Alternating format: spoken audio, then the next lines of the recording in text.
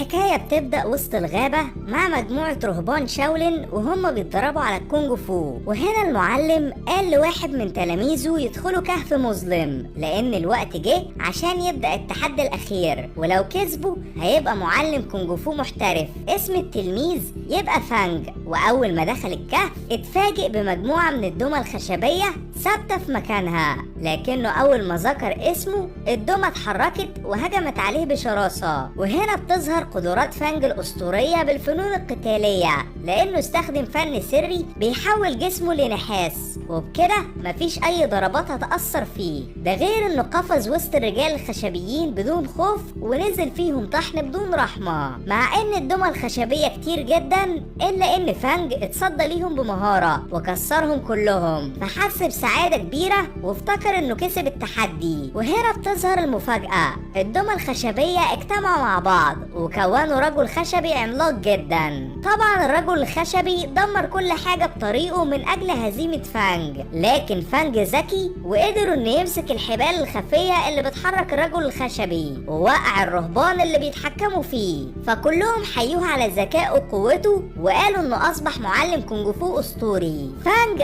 ترك مدرسة الشاولين ورجع قريته عشان يقابل أهله وأصدقائه لأنه اتدرب وسط الجبال لسنين طويلة. بعد كده بتنتقل بينا الأحداث لقصر إردو. إردو يبقى عمدة المدينة ومعروف بقوته وشره، لدرجة إن لما واحد من الناس اترجاه يزود الأكل لأن الفقراء هيموتوا من الجوع، إردو رفض طلبه وأمر مساعده يخلص عليه بدون رحمة. في الوقت ده فانج قابل صديقه زو بائع السمك. زو وفانج كانوا أصدقاء من الطفولة، لكن فانج راح للتدريب بمدرسة الشاولين وترك زو لوحده. وأول ما الاتنين شافوا بعض حسوا بسعادة كبيرة، لكنهم اتفاجئوا براجل شكله غريب عنده مخالب بيطارد شاب مسكين وكان هيخلص عليه، بس من حسن الحظ فانج وقفه عند حده وقرر ياخده للسجن. فالراجل الذئب غفله وأبعده عن طريقه. بعد كده ركب الحصان الخاص بيه وهرب. طبعا فانج ما سابوش في حاله وانطلق وراه بسرعة البرق، والاتنين اتسابقوا وسط شوارع المدينة. ده غير ان المطاردة ما بينهم استمرت لدقايق طويلة والمكان كله اتدمر. في النهاية فانج مسك الراجل الذئب ووقف قصاده وش لوش قدام الناس كلها وتحداه لقتال. وهنا والدة فانج ظهرت وفضلت تزعقله وهزقته قدام الجميع لانه قاتل بدون اذنها وعرض حياته للخطر. فالراجل الذئب استغل الفرصة وهرب. بالليل مجموعة من الثوار اجتمعوا وعملوا خطة عشان يتخلصوا من العمدة إردو لانه ظالم وبيأذي الفقراء، لكنهم اتفاجئوا بسهام نارية ملهاش عدد. وهنا بنعرف ان إردو كشف مخططاتهم. ده غير ان الراجل الذئب ظهر فجأة لانه شغال مع العمدة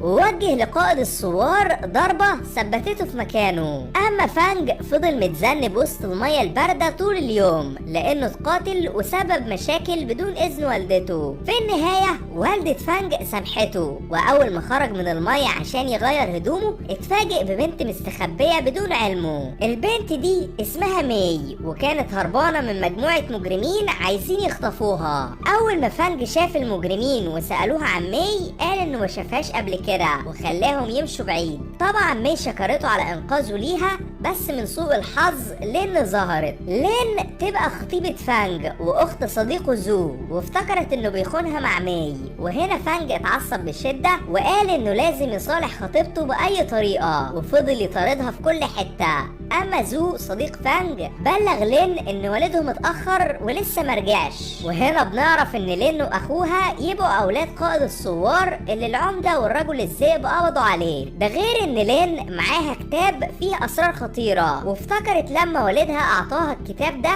عشان تخبيه من العمدة إردو لانه ممكن يأذي ناس كتير. تاني يوم الصبح فانج اخد ماي وراحوا عشان يعتذروا للين، لكن زو عرفهم انها مش موجودة في البيت واختفت بدون سابق انذار. وهنا فانج قال ان شان ممكن يكون خطفها. شان صاحب اكبر عصابة في المدينة ومعروف بقوته الرهيبة. ده غير انه كان عامل احتفال كبير وبيتحدى اقوى المحاربين. ففانج ظهر فجأة وبدأ القتال معاه لانه كان فاكر ان هو اللي خطف خطيبته. بالفعل فانج مسك شان طحنه قدام قدام الجميع، لكنه اتفاجئ انه بيضحك وبيهزر، وعرف ان مش هو اللي خطف لين، فحس بالقلق عليها لانه ما يعرفش مكانها. لما فانج كان قاعد في البيت مع مي وزو، فجأة لين ظهرت ورفضت تقول هي كانت موجودة فين. ففانج حاول يعتذر لها على افعاله، لكنها اتضايقت منه وطردته من المكان في غضب شديد. اما العمدة ايردو عرف ان لين بنت قائد الثوار ممكن تكون خبية الكتاب السري معاها، وامر بالقبض عليها. في الوقت ده مي وفانج كانوا بيتمشوا مع بعض، وفانج اتضايق بشدة لان خطيبته رفضت تسامحه. لكن فجأة المجرم شان واتباعه ظهروا وحصروهم من كل اتجاه. وهنا بنعرف ان مي تبقى بنت شان، وكانت هربانة منه طول الفترة دي لانها اتخانقت معاه. فشان شكر فانج لانه رجع له بنته، وبلغه ان العمدة قبض على خطيبته لين هي ووالدها، ولازم ينقذهم باسرع وقت. اما قائد الثوار اتعذب بشدة، ومساعد العمدة هدده بقتل بنته لين لو ما عرفوش مكان الكتاب السري. في البداية قائد الثوار رفض يساعده، لكنه خاف على بنته، فاخد واحد من سيوف الحراس وخلص على نفسه. وبكده مساعد العمدة مش هيقدر يستفزه وهيسيب لين تعيش. للأسف فانج وصل متأخر بعد ما قائد الثوار مات، واتفاجئ ان خطيبته متاخدة رهينة، فحس بالغضب الشديد واستخدم فن الرجل النحاس الخاص بيه عشان ما يتأثرش بالضربات. بعد كده مسك الحراس روق عليهم بسهولة مع انهم اكتر منه في العدد. فمساعد العمدة الندل هدده بقتل خطيبته لين، وقدر انه يهرب من المكان بعجوبة. اول ما العمدة ايردو عرف اللي حصل اتعصب بشدة، وامر هيمو يستعد للمعركة. هيمو يبقى قاتل مأجور محترف جدا ومعروف بمهارته في صنع السموم الخطيرة، ده غير انه اكبر ابنه الرجل الذئب يشتغل عند العمدة ايردو مع انه بيكرهه. تاني يوم الصبح فانج استمر في التفكير بخطيبته وما كانش عارف يوصل لها ازاي، حتى والدته حاولت تطمنه وتهدي اعصابه. لكن فجأة واحد من الخدم اعطاه رسالة من اتباع العمدة بيطلبوا فيها انهم يقابلوه بالليل وسط الغابة، فوالدته طلبت منه ياخد حذره. بالفعل فانج قابل مساعد العمدة اللي سأله عن كتاب الثوار السري، ولما فانج اعطاه الكتاب مساعد العمدة اكتشف انه مزيف. في البداية الرجل الذئب اخرج قوته بالكامل ونزل طحن في فانج، لكنه تفادى ضرباته بمهارة ملهاش مثيل. اما هيمو والد الرجل الذئب استغل الفرصة واستخدم واحد من سمومه المميتة، وكان هيخلص على فانج، لكن من حسن الحظ والدته ظهرت على اخر لحظة وانقذته من الموت. وهنا الرجل الذئب قرر ينسحب من المعركة لان والده اتصاب بشدة ولازم يداوي جروحه باسرع وقت.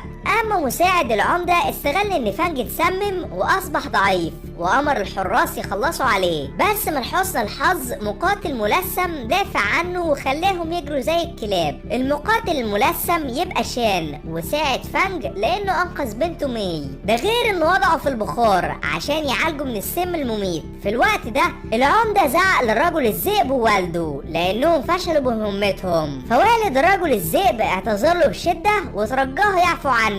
وهنا بنعرف ان الرجل الذئب مريض ووالده كان بيخدم العمدة غصبا عنه لان معاه العلاج الخاص بيه، ومن غير العلاج ده ممكن يموت. اما فانج قدر يعرف مكان كتاب الثوار السري ووراه لوالدته شان وصديقه زو عشان يتأكدوا منه. بس فجأة وصلته رسالة من الرجل الذئب بيطلب فيها انه يتحداه وش لوش. بالفعل فانج قبل التحدي ورجع الغابة من جديد عشان يبدأ القتال حتى الموت. في بداية المعركة فانج حاول يقنع الرجل الذئب يوقف القتال لانه عارف ان العمدة بيجبره هو ووالده يحاربوا غصبا عنهم مقابل العلاج، لكن الرجل الذئب رفض يسمع كلامه وهاجم بشراسة. ففانج اتعصب بشدة واظهر قوته الحقيقية ونزل فيه طحن باستخدام فن الرجل النحاسي المدمر، لكنه رفض يخلص عليه وسابه يعيش لانه عارف ان قلبه طيب ومش شرير. اول ما الرجل الذئب رجع البيت اتفاجئ ان والده توفى بسبب مرضه، فحس بالحزن الشديد وفضل يبكي عليه. اما فانج قابل والدته وشان وبلغهم بقتاله مع الرجل الذئب، لكن لكنه اتفاجئ ان صاحبه زو مش موجود. وهنا بنعرف ان زو راح عشان يقابل العمدة ايردو وش لوش، وطلب منه يحرر اخته لين مقابل كتاب الصوار السري. في البداية العمدة اظهر لين لاخوها، وكان واضح انها تعذبت بشدة، فزو بكى وقرر يسلم الكتاب مقابل حياة اخته. بس من حسن الحظ فانج ظهر على اخر لحظة ووقفوا عند حده، فالعمدة قال انه هيخلص على لين تماما لو ما اخدش الكتاب. وهنا فانج حاول يبدل كتاب الصوار مقابل خطيبته لين، لكن فجأة والدة فانج هي وشان ظهروا وقدروا يغفلوا مساعد العمدة ورجعوا لين بدون ما يسلموا الكتاب. فالعمدة ايردو اتعصب بشدة وامر كل الحراس يخلصوا عليهم. بالفعل القتال ما بين جنود العمدة ضد فانج واتباعه بدأ، والمعركة كانت رهيبة. وفي وسط القتال العمدة كان هيقتل فانج، لكن لين ضحت بحياتها عشان تنقذه، ففانج اتصدم بشدة حتى اخوها زو فقد اعصابه لانها ماتت ما بين ايديه. وهاجم العمدة ايردو بدون تردد. للاسف زو ضعيف جدا والعمدة خلص عليه بضربة واحدة بس. طبعا فانج اتجنن لان خطيبته وصديقه العزيز ماتوا قدام عينيه، فاستخدم فن الرجل النحاسي. لكن العمدة يعرف اسلوب قتال القبضة الحديدية وقدر انه يكسر دفاعاته ويضعفه بشدة. ده غير ان باقي الحراس قبضوا على والدة فانج وشان. للأسف العمدة سيطر على فانج تماما لانه يعرف نقط ضعفه، لكنه قبل ما يخلص عليه فجأة الرجل الذئب ظهر وهاجمه بشراسة لانه كان سبب وفاة والده. في البداية الرجل الذئب سيطر على العمدة ايردو بقوته وسرعته الرهيبة، لكن العمدة ماهر وعنده خبرة كبيرة بالكونج فو وقدر انه ينهي حياته باستخدام فن القبضة الحديدية. اما فانج اضطر يهرب ويسيب والدته وشان في قبضة الحراس لانه لو قاتل في الحالة دي هيموت بسهولة. فالعمدة امر كل جنوده يفتشوا شوارع المدينة حتة حتة لحد ما يوصلوا لفانج ويدمروه تماما. اما فانج كان مستخبي مع مي وعرف من احد الفلاحين ان العمدة هيعدم والدته وشان في ساحة المدينة، فقرر انه لازم يتصرف باسرع وقت. تاني يوم الصبح شان ووالدة فانج اتعرضوا قدام الناس كلها، ومساعد العمدة قال انهم هيتعدموا لانهم خونة، بس الناس ما كانوش مصدقينه لانهم يعرفوا ان العمدة كذاب. اول ما الحراس حاولوا يهاجموا الناس الابرياء ويسكتوهم، فجأة فانج ظهر مع مي وقال للعمدة ايردو ان الوقت جه عشان ياخد عقابه. بعد كده اظهر جيش كامل من الثوار. بالفعل الحرب ما بين جنود العمدة والثوار بدأت والمكان كله انقلب لفوضى. لكن في وسط المعركة العمدة ظهر فجأة وهاجم فانج بشراسة ملهاش مثيل لانه افسد كل خططه. ففانج استدرجه لمبنى مهجور عشان يقتله وش لوش. اول ما العمدة دخل المبنى فانج قرر يهاجمه، لكن العمدة تصداله بمهارة لان عنده خبرة اسطورية بالفنون القتالية، ومهما فانج حاول يسيطر عليه ما كانش قادر بسبب قوته الرهيبة. للأسف العمدة استخدم اسلوب القبضة الحديدية الخاص بيه للسيطرة على فانج، وقبل ما فانج يموت اظهر الفخ اللي عمله وغفل العمدة. بعد كده نزل فيه طحن بدون رحمة وانتقم لخطيبته ليلي وصديقه زو بضربة مدمرة ملهاش مثيل. في النهاية الثوار بقيادة شان ووالدة فانج انتصروا على مساعد العمدة والحراس الفاسدين، لكنهم اتفاجئوا ان وزير الامبراطور ظهر مع جنوده فكلهم حيوه باحترام. وهنا فانج احضر العمدة ايردو الخاين وسلم الوزير كتاب الصوار السري اللي بيكشف كل جرايمه، فالوزير امر بحبسه لمدى الحياة بسبب افعاله. ده غير انه طلب من شان يبقى العمدة الجديد مع انه كان مجرم لانه ساعد الثوار واصبح طيب. وده كان ملخص الفيلم. اشترك عشان توصلك اقوى الملخصات كل يوم، واشوفكم عم